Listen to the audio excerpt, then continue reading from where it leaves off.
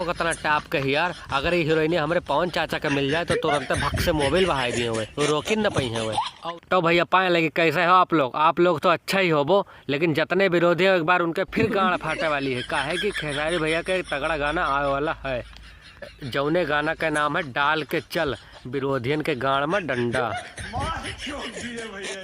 और कुछ कहा से पहले भैया हम आप लोग से एक बात कहा चाहते थे कि जौन यह सब्सक्राइब बटन लिखा है ये समझ लो खेसारी भैया के विरोधी हैं जितना उनके गाड़ हुए, और एक मारो चाहे हाथ से मारो चाहे लाड़े से मारो, लेकिन दबाए दियो बस। तो चलो शुरू की जाए, आइए देखते हैं, बैठचंद मजा आएगा।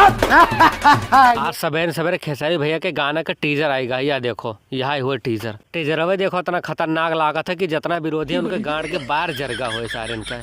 और कल यहाँ गनवा आए तो हमें लागत है कि इनके से कोई गड़िया में बवासीर हो जाए, और सबसे पहले बवासीर यह के गाड़ी में हुए। ये सार बहुत हरामी है, जैसे खेसारी भैया का गाना आवत है तैसे ही अपन काली गाड़ लेके चला आवत है रिव्यू दिए के लिए। ई सार जाइए हमें मिल गया गलती से ना, पहला गुब्बारा हो जाए भोसड़ी वाला।